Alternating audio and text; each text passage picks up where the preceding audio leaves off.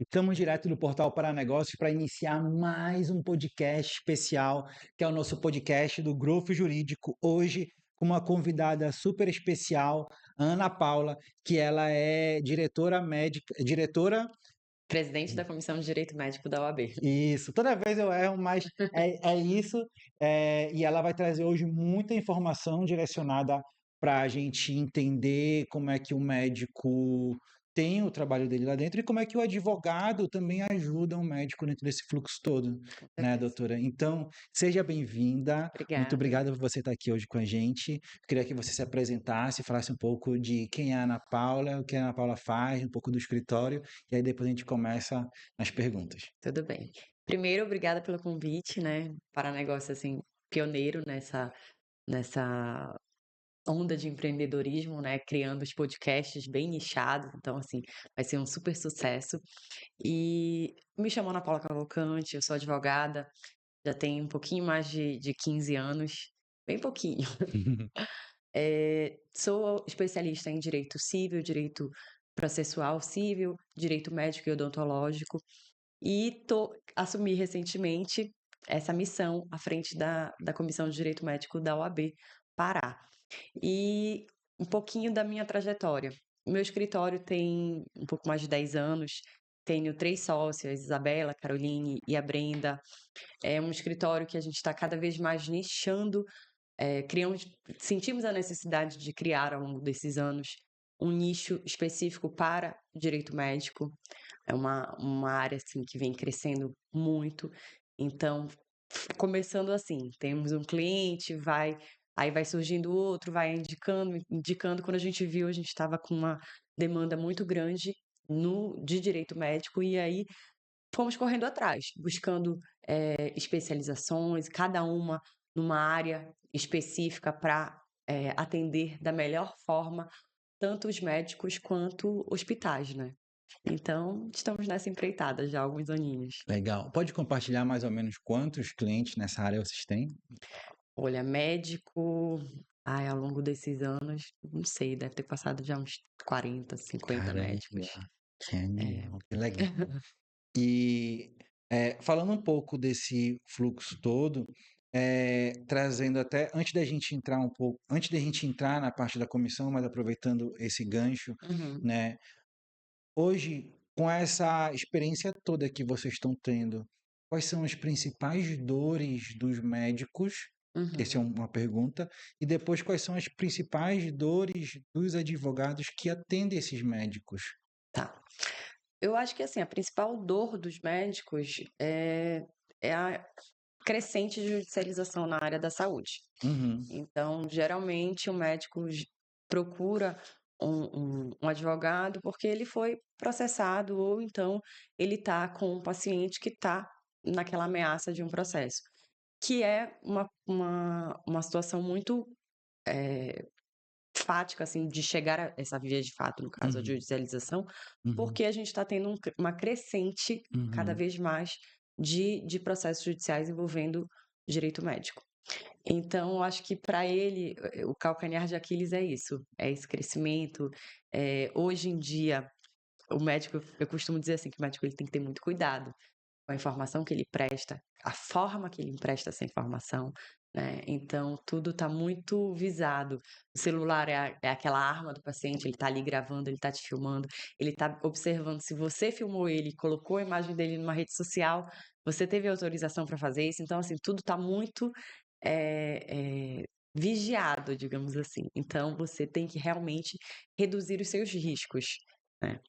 Eu quero entrar um pouco mais nisso aí. Isso aí muito interessa, porque quem não sabe, minha esposa é médica também, né? Então, essa instrução para o médico hoje ela é muito importante, Sim. né? O paciente chega lá gravando as coisas, isso pode, não pode, quais são os cuidados que o médico pode ter ali naquele momento do atendimento, se ele sentir que o paciente está com tá querendo fazer alguma coisa de Aham, errado, né? Ou sim. tá querendo fazer alguma coisa nesse sentido.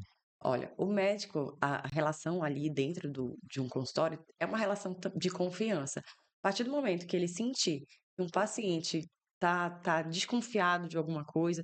Se não for um caso de uma extrema urgência, que você, claro, não pode negar um atendimento médico, o médico pode optar por não dar continuidade no atendimento daquele paciente, né? Caso ele sinta que houve, no caso, uma quebra de uma confiança. Agora, é claro que uma gravação, você não necessariamente está avisando para outra parte que ela está sendo gravada, né? Então, o que que a gente indica? Como você nunca sabe, você tem que tomar os maiores, todos os cuidados necessários. Então, médicos, a gente vê muito ainda atuando sem termo de consentimento livre e esclarecido, fazendo procedimentos sem esses documentos. E aí chega lá uma denúncia lá para o conselho, vai ter problema lá, porque é exigido. Judicialmente, então, e além disso, algumas informações têm que ser prestadas ao paciente. Digo, como é a tua forma de agendamento, uma política de agendamento, assim, um dos documentos que a gente criou, assim, no Uhum. escritório, passa muito para os clientes, é que ela é extremamente necessária para ela ditar as regras do teu atendimento. Como é feita a consulta, o valor dela, no caso de precisar cancelar aquele atendimento, como são as regras do teu atendimento, Uhum. né? Como funciona o retorno, quanto tempo, e aí depois disso é uma nova consulta, enfim, todas Tem um essas mundo regras. aí dentro, né? Tem mundo. Então tem muitos documentos que os médicos, para se cercarem do maior cuidado possível, eles deveriam, com certeza, implementar nas suas clínicas, nos seus consultórios. E aí vocês prestam esse tipo de serviço Sim, hoje na UDCA? o ODCA hoje, basicamente, o que que a gente faz? A gente presta uma consultoria para médicos e clínicas. Então, a gente entra dentro dessa clínica e a gente faz uma análise de toda a jornada desse teu paciente, desde que ele entra, desde que ele manda uma mensagem de bom dia, quero agendar uma consulta. Então, a gente faz esse mapeamento e indica para o médico, para a clínica, qual o fluxo de documentos que ele tem que ter para melhorar cada vez mais a jornada desse paciente, né? E também, claro, se proteger, estar o mais seguro juridicamente possível. A senhora falou agora do termo de consentimento. Uhum. Isso é uma prática jurídica dentro do fluxo ali da clínica, do médico? Como é que ele aplica isso? Ele anda com isso ou antes do paciente chegar lá ele já assina? Como é que funcionaria esse fluxo? O termo de consentimento livre e esclarecido, ele tem que ser entregue para o paciente, né, antes de alguns procedimentos. Então, alguns procedimentos cirúrgicos ou, às vezes, não cirúrgicos, eles são necessários ter esse documento. Então, não estou falando de uma consulta, estou falando de um procedimento médico. E aí, o que que ele tem que ter? Ele tem que ter a assinatura do paciente, porque ali naquele documento você está passando para ele quais são os riscos, quais são os efeitos que você pode ter Uhum. daquele procedimento que você está realizando. E é importante que o paciente ele tenha um tempo hábil para ter esse documento, e entender esse documento, né? E aí de fazer todas as trazer as dúvidas que ele tenha, né? Porventura daquele procedimento que ele está sendo submetido. Legal. E aí, vocês têm até no nome do escritório, né, Legal Med, né? Aham. E eu acho isso fantástico, porque isso traz uma identidade e deixa mais forte, né, essa conexão com o médico O ali. Legal Med é porque também a gente utiliza nesses documentos o legal design, né. O legal design é uma técnica, né, uma área do direito que ela vai trazer, elementos gráficos de visual law, né, para que aquele documento ele seja efetivamente compreendido pelo paciente. Porque, assim, a gente vê que não adianta você entregar um termo, um documento, sabe, aquele no Word, aquela sopa de letrinhas, um documento de 20 páginas, qual a chance do teu paciente ler e entender isso? É praticamente zero. Então, assim, de um percentual, eu te digo assim, Alexandre, 100% dos médicos que a gente atende, quando a gente fala: "Tu acha que teu paciente lê o teu termo de consentimento?", a resposta é não. Por quê? Porque é uma coisa muito, extensa, sabe, tem lá uma uma palavra que o paciente não entende. Então, assim, a aplicação que a gente dá nesse documento com legal design é para que ele seja efetivamente compreendido, pelo paciente, sabe? Para que diminua até o fluxo de perguntas que ele tenha para aquele médico de, eu não entendi isso. Tá ali no documento, tá de uma forma que ele vai ter, sabe, Fácil acesso, né? facilitação na leitura, com certeza. Que legal, que legal. E só para complementar, é, a gente vai ter aqui a Isabela. Sim, A Isabela está convidada. Nós vamos falar com ela sobre legal design, né? design thinking e Design design. thinking, e vai ser um papo muito legal porque eu adoro esse assunto, Uhum, né? Eu já estudei ele já há muito tempo. Minha primeira formação é em design, né? Então eu sou apaixonado por esse fluxo, né, de design e como é que o design consegue ajudar no dia a dia das pessoas, das profissões, dos negócios, e não só criando uma artezinha bonita, sim, mas sim como é que a gente consegue trazer soluções, né, com design thinking, né? Como é que a gente perfeito. faz esse fluxo. Ela vai estar aqui, eu não lembro agora a data, né? Na quinta que vem. Pronto. Vai ser Aí, olha, já muito tá legal. Muito tudo, legal. tudo complementado. Vai ser muito legal. E aí eu quero começar a entrar agora nesse fluxo desse seu cargo novo, dessa cadeira nova que a senhora sentou nesse momento, né, que é muito importante, né, principalmente para a área médica, mas também para a área jurídica, né, porque é onde faz essa conexão, Sim. né. E eu queria entender um pouquinho quais são as atividades, o que é que vocês estão pretendendo fazer para esse triênio, Uhum. né, e como é que vocês estão se movimentando. Tá. Eu tomei posse agora, né, esse mês, ou melhor, no finalzinho do mês passado, né? Uhum.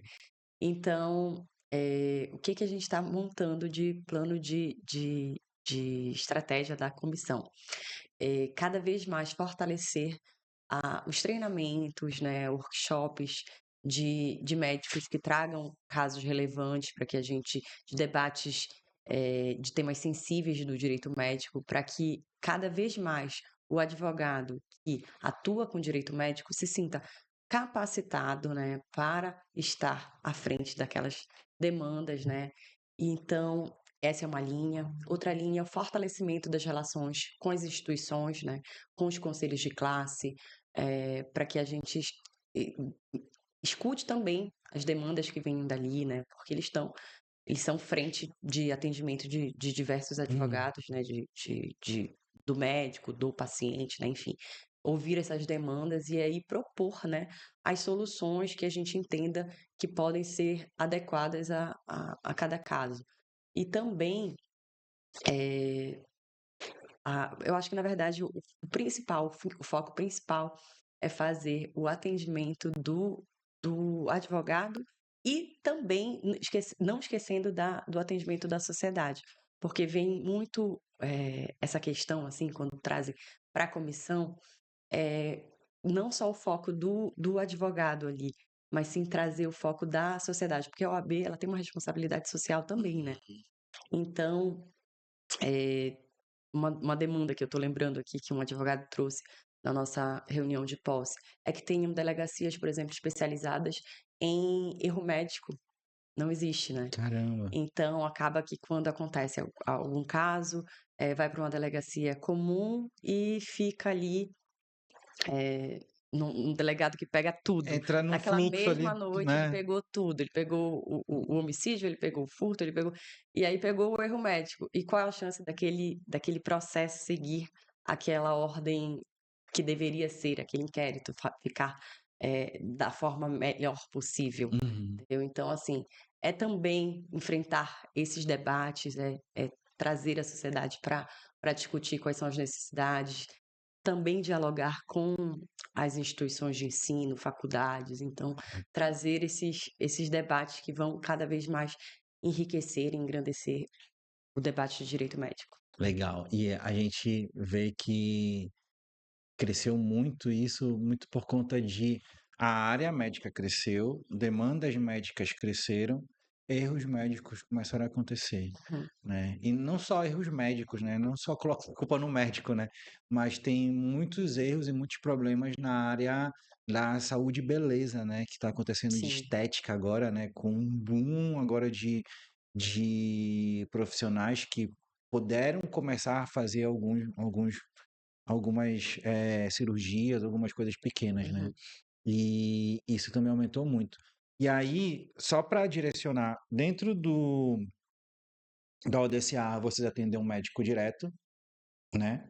Dentro da OAB, vocês trazem um médico, um parceiro para ajudar o advogado da OAB como um todo para entender melhor como seria o fluxo desse fluxo todo, Sim. certo? Ó, dentro do ODCA Advogados, a gente faz atendimento de médicos e hospitais. A gente não faz atendimento do paciente, né? No Sim. caso do seria do Vocês estão do autor. lado do médico, né? Exatamente. Prestamos Legal. essa consultoria para o médico. Mas, enquanto conselho, enquanto OAB, a gente tem que atender, a gente atende basicamente o advogado que ele é de todas essas esferas. É o advogado do hospital, é o advogado do paciente e é o advogado do médico. Então, a gente tem que ter capacitação para todos eles, entendeu? Então, já é uma coisa muito mais aberta, tá? Então, e precisamos ter essa observação e investir em todas essas frentes, né? Para que ninguém fique desassistido. Então, a gente está formulando um plano de gestão assim bem inclusivo para que todo mundo se sinta pertencente, né? Porque Acolhido, são, né? claro, Que tem que ser para legal. todos os lados. Muito legal. E eu estava fazendo essa pergunta, mas para ir no fluxo do médico aqui dentro, né? Aham, Como tu falaste, eu achei interessantíssimo trazer um médico para poder trazer as dores dele para vocês poderem antecipar esse sim. problema, né? Porque acontece muito, né? O advogado está olhando para o fluxo jurídico. O médico tá lá dentro passando o problema, né? Então, quer que ele já traz ali aquele problema pronto. Nesse fluxo aqui, a senhora consegue trazer um case, uma história, alguma coisa nesse sentido para a gente ilustrar?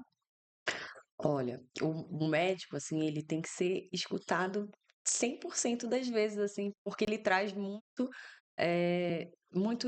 o olhar dele, o olhar técnico dele naquela, naquela questão, né? Uhum. E aí o advogado, ele vai complementar esse olhar técnico, dizendo assim, olha, é, teu procedimento, ele tá perfeito.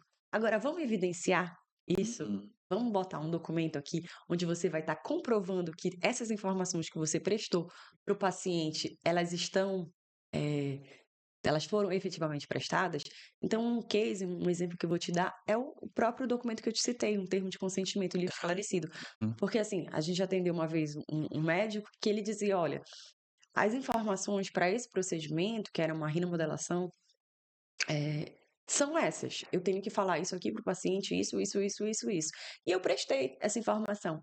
E assim, as informações que ele estava trazendo eram perfeitas. Ele era um profissional, ele é um profissional, assim, super gabaritado mesmo. Só que como é que eu vou falar, eu vou mostrar que ele prestou essa informação para o paciente? Eu só vou poder fazer isso através de um documento que o paciente tem assinado. Então, é esse documento que a gente vai chamar, que a gente chama do TSLE, né? Assinado pelo paciente e como a gente vai produzir esse documento para que o paciente leia, compreenda e queira assinar. Porque também tem essa questão desse fluxo, que às vezes muitos médicos entregam, mas esquecem de colher a assinatura, né? Enfim. A maior dificuldade também que a gente vê nessa área é que tem os consultórios médicos, muitas vezes tem o médico gestor. E aí a gente não sai da faculdade de direito com esse conhecimento, o médico pior ainda. Então o médico ele sai sabendo fazer o atendimento, gerir aquela clínica não. Então ele vai aprendendo aquilo ali a duras penas, né? Então, até ele entender que ele precisa realmente evidenciar esses fluxos, evidenciar essas condutas, aí é um outro insight que ele tem que ter, né? Enfim. E aí a gente atua muito nisso, né? Enquanto ODCA, nessa demonstração para o médico da necessidade dele ter esses documentos bem esclarecidos, bem evidenciados, né? Dentro de um fluxo completo, né? E Com para o certeza. hospital? Quais são as principais ferramentas que vocês conseguem implementar, entregar e colocar ali no fluxo do hospital? Para o hospital, as mais complexas são as de compliance. né? Acho que são já para uma área mais trabalhista, no caso de fluxo de pessoas. Então, o hospital ele tem um número de funcionários muito grande, maior, então ele tem que ter um padrão de atendimento. Então, você instituir esse padrão de atendimento desde a tua recepção até o teu contas médicas ali é um trabalho, entendeu? Então, esse compliance, de como estão sendo esses procedimentos operacionais padrões, né? Enfim, esse eu acredito que seja o maior desafio dentro dos hospitais. Todos os hospitais devem ter compliance ou isso é para todo tipo de empresa? Para todo tipo de empresa, E aí, pequena, média, grande.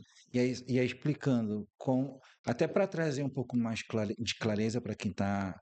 Eu também conheço a palavra, conheço um pouco do conceito, mas eu queria que a senhora trouxesse para a gente um pouco da prática. Como é que é na prática aplicado, como é que ele funciona, como é que é direcionado ali dentro. Olha, quem vai falar melhor contigo isso vai ser a Isabela semana que Isabela, vem, porque ela é especialista da área. legal. Vou guardar Mas essa pergunta para ela, mas, mas, guarda para ela, mas mas eu dá uma vou te dar já explanação. um apanhado Uhum, geral. O compliance, ele vai fazer todo esse mapeamento dos teus fluxos internos, né? Então, ele vai olhar para dentro da tua empresa e fazer verificar quais são os documentos que tá tudo ok. Se tem um documento que está ok, e aí ele precisa de uma revisão, de repente, de uma de uma leitura mais fluida, ou então é um documento que precisa ser implementado. Muitas vezes hospitais, clínicas estão em busca de certificações e precisam ter evidenciar algum procedimento, mas não tem aquele documento. Então, o compliance também ele engloba isso. Você olha, você precisa evidenciar qual é essa prática. Eu preciso de um documento que evidencie que eu faço isso, porque eu faço mesmo. Então, uhum. vamos criar esse documento. Então, assim, toda essa jornada documental e também com o teu colaborador, com o teu parceiro, né? Porque o hospital trabalha muito com Uhum. médicos parceiros, que são pessoas jurídicas, né? Que atuam ali dentro. Então, toda essa verificação, né? Tá dentro do compliance. Tem alguma, mudando já de assunto, tem alguma característica específica do médico na atuação de vocês ou em outra questão jurídica do médico que atua no privado e o médico que atua no público? Olha, o que a gente vê muito é que o médico que atua no público, ele tem um pouquinho menos de cuidado na questão da documentação, porque acaba que tudo vai para a responsabilidade daquele hospital, daquele posto, enfim. A documentação dele, ele ali é um prestador e ele acaba tendo uma responsabilidade muito subsidiária. Uhum. E se acionado, quando acionado, ele acaba ficando muito Ele fica protegido. protegido. Ou Exatamente, seja, se ele der algum problema, quem responde é o hospital, o exatamente. público, né? É, exatamente. Mas acaba que muitas vezes o paciente procura a responsabilização mais do órgão público, né? Processo Estado, prefeitura, né? Alguma coisa assim.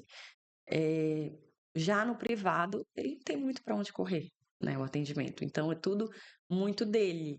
Então, ele tem que ter aquele termo, ele tem que guardar o prontuário, ele tem uma responsabilidade diferente, né? Uhum. Então, o médico, ele tem que guardar prontuário, por exemplo, pro- pelo prazo de 20 anos. Caramba! Exatamente. Então, assim, é uma outra responsabilidade, outra relação, né? Entendi. E voltando um pouco os desafios dos médicos, olhando da OAB ali, né, e até um pouco do que vocês trabalham com os médicos, eu queria saber assim, como é que está hoje a questão da telemedicina, né? A gente já viu que o CRM liberou tudinho, mas hoje eu queria entender se no âmbito jurídico tem alguma precaução que os médicos devem tomar, quais são, né, e como é que eles devem lidar se acontecer algum problema na telemedicina, porque é outro mundo já agora, né? É. A telemedicina está cada vez mais sendo inserida no nosso contexto, né? Como eh, as nossas reuniões também, né? Cada vez mais sendo online, a gente está vendo também o judiciário ir um pouquinho para para esse lado, trazendo as audiências muito fortes para o virtual, né? Então, a telemedicina também caminha nesse sentido. Tem que ter alguns cuidados. A plataforma onde o médico atende, ela tem que ser uma plataforma que garanta segurança, que garanta a privacidade daquele paciente, né? Que garanta uma conexão segura, né? Enfim. Uhum. E também, que a gente recomenda? Tem um TCLE específico para atendimento de telemedicina. Então, onde a gente vai colocar ali quais são as regras desse atendimento, tá? Uhum. Como ele vai se dar, tá? E aí a gente recomenda que todo médico que faça consulta de telemedicina entregue esse TCLE específico para o atendimento de telemedicina. Ele pode fazer atendimento e o sistema de telemedicina dele já enviar para o e-mail do paciente, né? Exatamente. O paciente já lê, antes da consulta, já recebe aquele termo. E aí, hoje em dia, também Ele com precisa assinar plataformas, precisa assinar. Com plataformas de assinatura eletrônica, sempre rapidinho. muito rápido. É questão de treinamento e organização. É fluxo de informação dentro da tua clínica. Então, tua secretária pega aquele documento, já envia para o WhatsApp, para o e-mail do paciente, ele já leu, assinou, tá tudo certo, vamos começar a nossa consulta.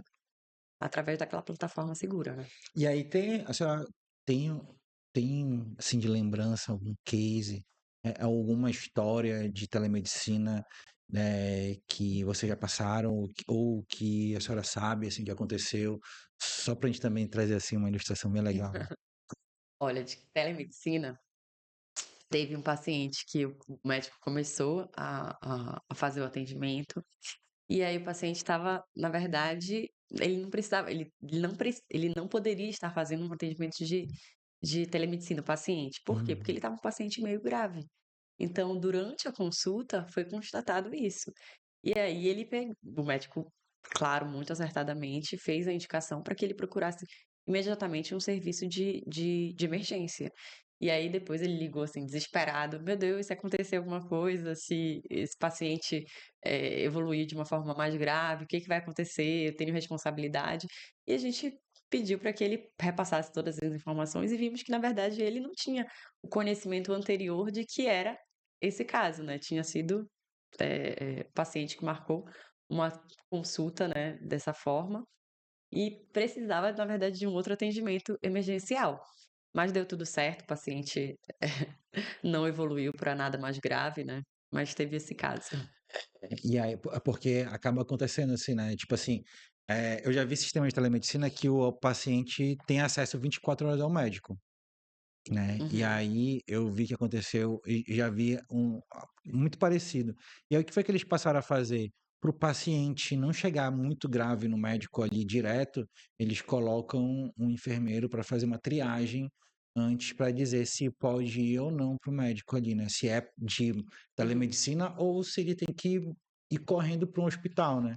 São empresas que geralmente já fazem esse atendimento médico de telemedicina. Então, eles já deixam os médicos de sobreaviso, né, Uhum, no telefone. Então, o médico, na verdade, está de plantão, só que com o celular, né? uhum, Então, foi diferente desse uhum, caso que eu te uhum. contei, né? Mas existe isso. Inclusive, essas empresas, essas pessoas jurídicas, elas têm que ter uma inscrição no CRM do local de, de atendimento. A empresa Isso. que presta o serviço de telemedicina tem que ter, mesmo, mas a que contrata os médicos ou a plataforma? Aqui contrata os médicos. Tem que ter Entendi. inscrição nos CRMs das localidades. E aí, se ele atender no Brasil todo, vai ter que ser o Brasil todo, né? Ônus e bônus, né? Que legal, isso é uma coisa nova que eu realmente não sabia também, isso aí. Eu já trabalhei com telemedicina um tempo atrás, né? Em 2022, a gente trouxe uma iniciativa de telemedicina para cá. Logo quando minha esposa se formou, eu falei, eu quero trabalhar com medicina também junto com ela e tal. A gente fez um movimento desse. Acabou não dando muito certo, mas ficou muito aprendizado desse fluxo de telemedicina. Sim. Bom, trazendo um pouco do da sua cadeira dentro da OAB, de novo, né? Eu quero voltar para o fluxo de o que é que vai ser feito, direcionado, a gente já falou, né, especificamente, Mas o que é que tem para o consumidor final, para a pessoa, né, que é o cliente final, o paciente, né? Vai ter alguma coisa específica ali de informação, alguma coisa direcionada para eles nesse sentido, através da Uhum. OAB? Como eu te disse, a OAB, ela atua em diversas Hum, frentes, né? Ela faz o atendimento do advogado e da sociedade. Então, e aí o advogado, eu tenho que considerar, como eu te falei, que ele atua também em várias frentes. O advogado que atua pelo médico, pelo paciente e também pelo hospital, enfim, pelo poder público que esteja envolvido na questão, enfim. Então, a nossa atuação ela tem que ser ampla nesse sentido. Eu tenho que ter cursos de capacitação para direito médico, com enfoque no atendimento do médico, né, que é a consultoria, que vai ali atender o médico e passar quais os documentos que ele precisa ter, enfim, a forma que ele ficaria mais seguro juridicamente, né? Eu também tenho que ter o debate do médico com o médico que defende os pacientes, né? A capacitação dele, como é que você vai colecionar as provas qualificadas para atuar naquele caso, né? Desde o iníciozinho ali no inquérito até a judicialização efetiva, né? Então, como ele vai poder atuar. Então, eu preciso de cursos que envolvam tudo isso, né? E claro, o fundamental para mim da comissão é esses diálogos com os poderes públicos, com os órgãos, com os conselhos, onde a gente vai conseguir estabelecer metas mais direcionadas, ouvindo mesmo as demandas, às vezes, que vêm dos conselhos, que vêm dos hospitais, enfim, sobre a atuação muito de advogados ali dentro, né, também. E como é lidar com esse fluxo de estar ali no meio, entre o advogado que está acusando e o que está defendendo, né? Porque ali, no final, todo mundo é amigo, todo mundo é colega de Sim, profissão. com certeza. Mas como é lidar com esse meio que uma hora ou outra acaba uma confusão ali no meio, né? Sim, eu tô estreante ainda no cargo, né? Então ainda não peguei esses casos mais polêmicos. Mas eu acho que tudo com muita tranquilidade, muita ética, a gente consegue ponderar todos os interesses, tá? Então, uma das maiores frentes também que eu quero trazer para dentro da comissão é uma atuação ética, sabe? Eu acho que o advogado, eu vejo que tem espaço para todo mundo. Eu acho que a gente tem que. Eu vejo, assim, às vezes, colega falando mal do atendimento do outro para ver se conquista o cliente e acaba que, às vezes, muitas vezes, na verdade, isso é um tiro no pé. Então, assim, trazer quando a gente fala de uma atuação ética, é de enxergar o colega como uma pessoa que está ali trabalhando, está prestando o serviço dele, e a gente precisa respeitar que cada um está defendendo os seus interesses e está tudo bem. Tá tudo bem. E tá tudo bem, e aí a gente vai crescer cada vez mais, eh eh eh, aperfeiçoando o nosso atendimento, né, e o do colega também. Essa parte dessa parte não ética ali dentro não acontece só no direito, né? Em Sim. várias áreas acontece, né? Eh, Desse tempo todo que a senhora atua como advogada, qual é o principal aprendizado que a senhora traz hoje para sua vida e que poderia passar para uma pessoa que estuda ainda, né, na área jurídica? Ai, olha, Uhum. o do direito eu digo que perseverança, sabe, as coisas não acontecem da noite para o dia, assim, sabe. Você tem que galgar muito para que você chegue num lugar que, na verdade, eu ainda não consegui esse lugar de conforto de ficar tá tudo certo, tá tudo lindo. Não, a gente tá ali lutando dia após dia, sabe, perseverar mesmo. Eh, tudo muda muito rápido, tem regulações novas, então a gente tem que estar sempre estudando, se reciclando, e é isso, perseverar. Perseverar, né? E o principal desafio hoje do advogado no mercado hoje? De de na quando a gente olha para o advogado que ele está muito ligado a processo, sem dúvida nenhuma, a morosidade da justiça. Essa é a maior dificuldade dele. Que a gente entra com um processo, a gente não sabe quando o juiz vai despachar, quando vai ter a sentença daquele caso, né, que seria Uhum. que é o interesse maior do advogado, é ter aquele problema que ele está apresentando ali apreciado. E a gente tem demandas que demoram 5, 10 anos para ver uma sentença de primeiro grau. Entendeu? Então, a morosidade judiciária sem dúvida nenhuma, o maior problema do advogado que milita nessa esfera judicial. E aí eu vou te trazer agora o maior problema que eu vejo. Uhum. É que o advogado muitas vezes entende que ele tem que ir para esse campo judicial para resolver um problema. E muitas vezes não é o caso. Então, assim, trazer essa percepção para o advogado que ele, principalmente o recém-saído ali da faculdade, que acha que vou processar, vou processar, vou processar, e aí acha que isso vão trazer soluções, muitas vezes isso é engano, porque o processo demora muito. Então, a gente tem que treinar o advogado para que ele busque soluções alternativas para a resolução daquele conflito, né? De forma que fique A senhora pode falar mais disso? Quais são as soluções, os modelos, como fazer? mediação é um deles, tá? E uma escuta ativa para que você entenda que existe uma outra parte, que existe também argumentos de uma outra parte, que você chegue a um acordo, muitas vezes um bom acordo, um mau acordo é um bom acordo, não existe essa frase? Hum. Então, no direito isso é muito aplicado, porque principalmente na área médica, tá? Que é o teu nome, que é a tua reputação que está ali sendo envolvida.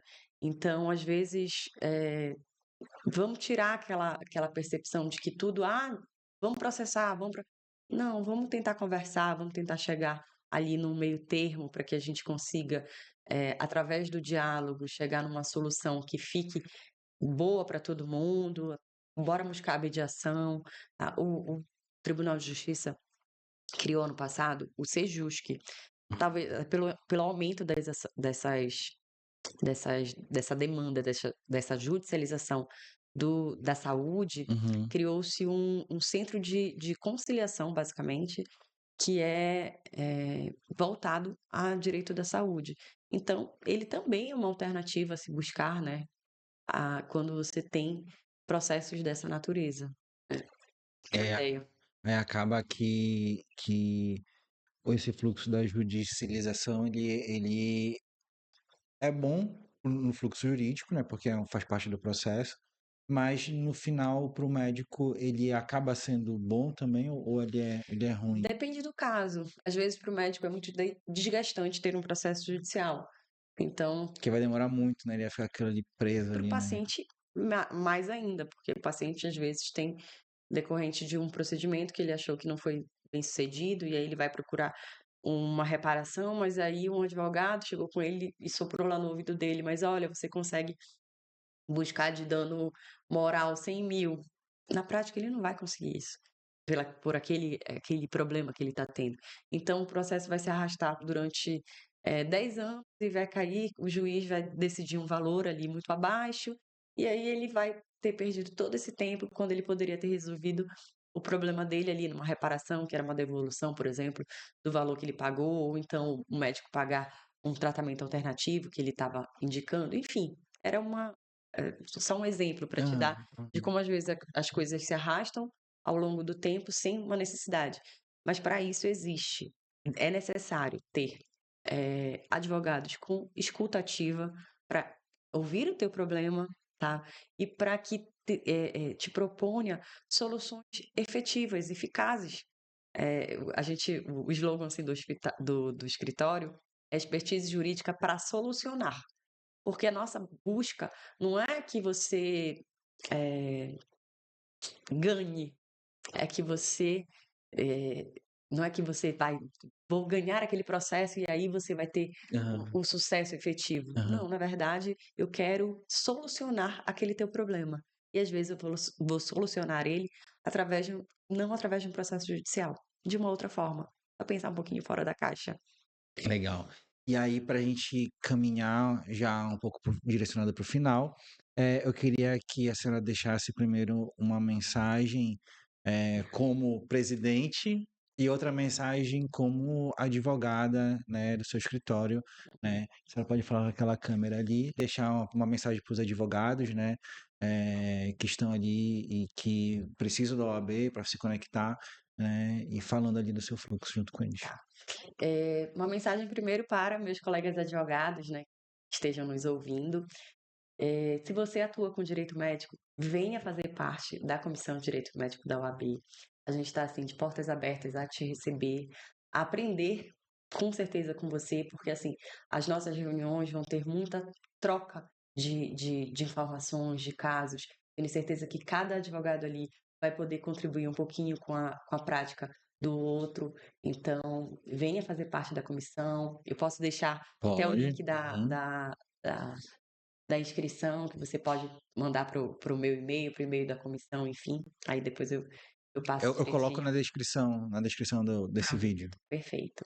E aí, venha fazer parte da comissão, que a gente está iniciando um trabalho agora e com muita vontade de colocar esses projetos para frente, tá?